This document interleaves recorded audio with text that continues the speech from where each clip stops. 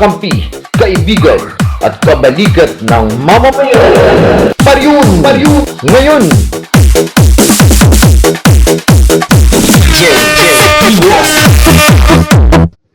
Harap kami dito sa pier site Masbate City na kung saan ay nakahuli itong POSDAC, itong Provincial Operations for Socio-Economic Development and Against Crimes Task Force na itinatag naman ni Honorable Governor Antonio Tico nitong Ahulyo 1, 2016 na kung saan pinangunahan naman ito ni Colonel Gilbert Sauro. At sa likod natin makikita itong tatlong malaking bangka na illegal na ningisda dito sa nasakupan ng lalawigan ng Masbate na nahuli nitong nireactiveang POSDAC.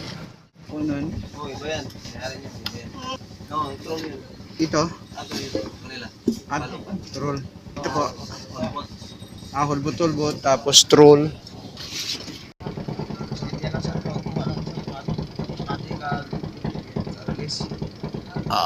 So bali kahapon po, mga anong oras po na na-apprehend kayo or nadakip po?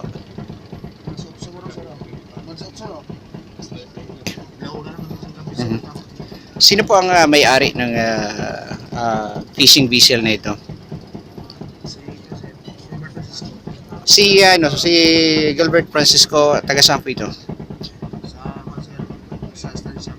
Estancia Iloilo. Ako po, si isamang Just Igan Parion para sa MCDBN.